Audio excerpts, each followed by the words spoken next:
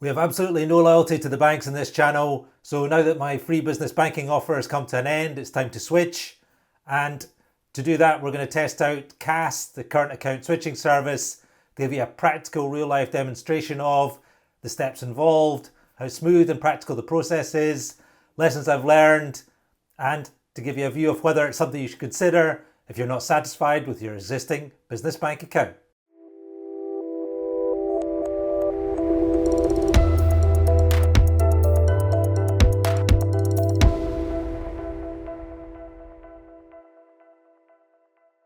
Welcome back to the Basics of Business channel, everybody. And based on Neil and I's experience of helping hundreds of companies set up, we aim to accelerate you through that frantic and confusing early stages of business. Choosing a bank account is an important part of that, and sometimes you get it wrong or realize that the service you're getting from your bank is not good enough. So the first step in switching a business bank account is the prep.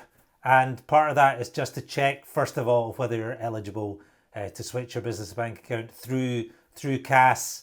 The key eligibility criteria for that is that you must have fewer than 50 employees, you must have an annual turnover not exceeding 6.5 million, can't be a savings account, you can't switch a savings account, and obviously your bank has to be participating in the scheme. So assuming you meet all those criteria, it is a possibility for you to switch using this service. So hopefully all those are ticked. The second step involved is you've got to find obviously a new account to switch to, and essentially that takes you back to the beginning as if you're setting up your business bank account for the first time. As ever on this channel, we would recommend that you don't just take the view of a friend who recommends this business bank, or we've done another video looking at the independent survey of business banks. I think it's 20,000 business owners and operators. They were involved in that survey. These are all useful things, but please do not make your recommendation based on that. For example, we recommend you've got to look through the ease of opening, mandates. Can other people get access to the account? What are the online services that it offers?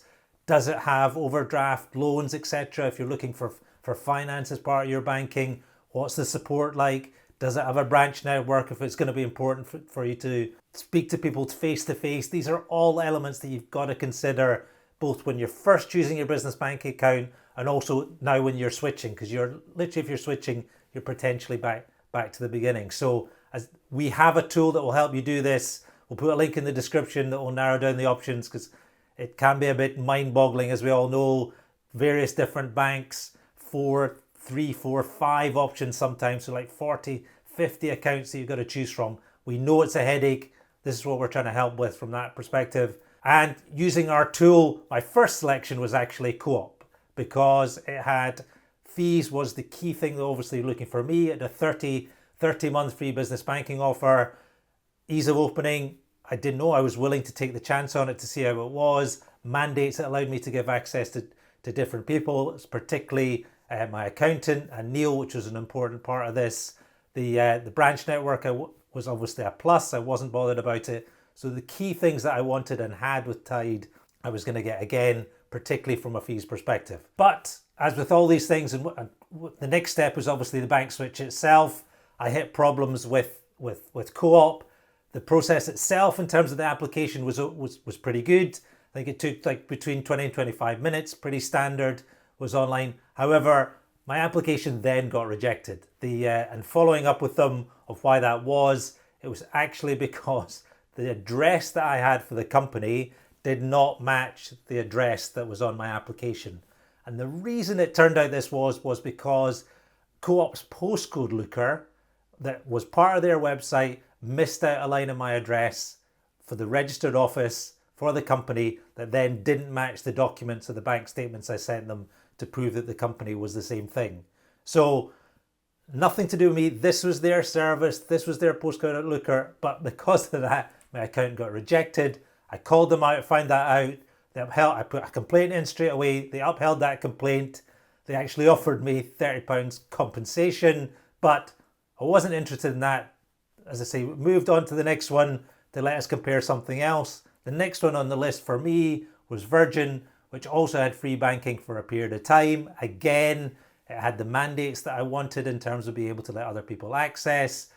had a branch network, which was something face-to-face, which I'd considered. Other than that, the other elements that we look at didn't matter to me. So Virgin was next on the list. So that was the next part and going through the switch, which was the next step of the process. You can get a more thorough view of the Virgin account in another video, which I'll put the link up to in one of these corners here. But essentially, from a switch point of view, it went pretty well. The application process through Virgin, again, took between 20-30 minutes, was okay, went well. The account gets set up, and I switched from Tide to the Virgin account, and that happened within the 7 days and by the date that I'd asked in terms of to switch to. So overall, that went well, surprisingly well, to be honest. I was quite nervous about it, wasn't quite sure what was going to happen because obviously banking is such a key part of any business, but it went well. However, there were a number of lessons learned going through the process that I want to share with you now, and it's important for you to bear in mind just from my experience of what we learned doing this through the CAS service. So the number one lesson I learned was it will only switch standing orders and direct debits. If you have any card payments that are going through as part of your old account that are paying in your new account, you'll have to manually change those. I didn't realize that myself. I found it out when I got emails through saying that software services that I had were paying with the old Tide card were going to run out, so I had to manually go through, and there were only a couple that I had, but that's something to bear in mind. If you're paying for anything with your card in your old account, after you switch, you'll have to manually update that. Not a big thing, but depending how big account you've got and how many card payments you've got throughout the place, that might be something that will take a little bit of time, but it's something to bear in mind. It will only switch standing orders and direct debits. If you've got payments coming in, that's okay. In terms of those, will keep getting rerouted to allow you to update that in the future, but card payments will not work in your old account and you'll have to do those manually. There is also an option when you switch, what I didn't realize before, between a partial switch and a full switch. A full switch is obviously you take all the elements and everything you're doing in your old business bank and you move them all across to the new one. A partial switch is where you might choose to only take certain payments across or certain direct debits and certain standing orders. I didn't realize this was available, but it is. If you're more risk averse and in terms of not wanting to switch everything, that is something you might want to do. As part of that, it might also give you a backup bank account, which is another thing we suggest that all businesses have, just in case there are problems with any bank, with a bank account that you have. It's something useful to have. However, the one caveat to that, if you go for the partial switch, is for some banks, the offers then do not apply if you have a partial switch. So if for example, there's a 12 months free banking and you only do a partial switch, they might not give you that free banking, or if they have other offers, they might not pass those over to the new account that you set up if you're only doing a partial switch. So that's something to bear in mind and to look out for if you go down that route of a partial switch versus a full switch. So the third of it is be prepared for glitches. It is a good service. Overall, it went well for me. As I say, it wasn't the biggest sort of bank account I had in terms of businesses, in terms of the number of direct debits, the number of standing orders, numbers of payments, etc. However, it did work. There was one glitch, however. As I say, these things don't come up until you do things like this and see what's happening. So in terms of the Tide address that I had for the address of the business didn't match the registered office address. And this is because, ironically, on the Tide app, where you then go and change the address and can change the address, which I did when we moved registered office recently, that does not move the registered address. That only moves the trading address. To change the registered office in Tide, I had to phone up and change the registered office. So I had to phone Tide up, get that changed, then get the documents, the statements reissued to send to Virgin to say this is the same business. So as I say, that something you never thought on Tide. We changed registered office, we changed the bank details in the app. However, for some reason, it only changes the trading address. It didn't change the registered office. No way you're going to know that because you're doing it through the app. You assume that it would work. However, that's one thing I'd find out through. I'd probably be prepared for glitches, and just that was one. It got sorted, but just something you might have to act on if you're going through the same process. Fourth thing is if you don't go through the switch portal of the new bank that you're moving to, you'll go to the bank, you'll go to the websites and you'll see in terms of, are you switching to us? They'll have links through to them. If you don't use that and just set up a bank account and then switch, the process might be more manual. That's the process I chose to do. And this, as I say, in terms of I wanted to just check from a risk point of view that it wasn't going to affect the old business, because obviously moving bank accounts is not an insignificant thing.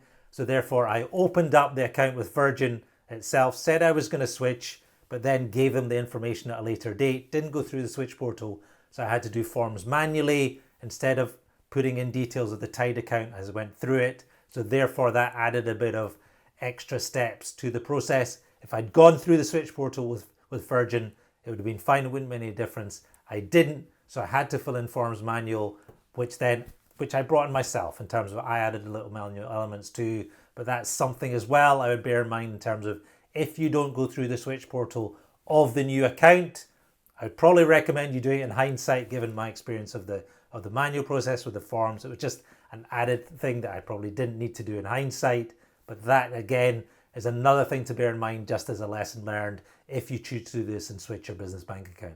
Those are, as I say, the main lessons learned today. There are other common questions on the website. Ones were mentioned there about if payments come through, if there's a delays. That's probably the last thing I'd probably say in terms of a lesson learned is choose your switch date carefully. I made sure there was a bit of between standing orders and direct debits tend to come out at the start of the month. Therefore, I chose a switching date that had a good bit of time. I think it was like 14, 15 days between standing orders or direct debits and the next payments come out, just to give me that bit of buffer and safety. Something I recommend to do that if you've got lots of payments coming in, going in and out. You might not have the luxury of doing that, but if you do, I would add some extra buffer in just in time. Those are other common questions that are added in the CAS website, something to see and to bear in mind.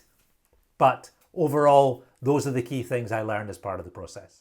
So that was my experience of the business bank account switching service. Overall, I say it was positive. If you found this useful, please hit that like button and check out our overall video where Neil and I go through in detail and in depth the close to a dozen business bank accounts we've got access to, comparing them to each other. Also, check out the Virgin account review which we've done following this switch. And as ever, most importantly, we wish you every success with your business journey.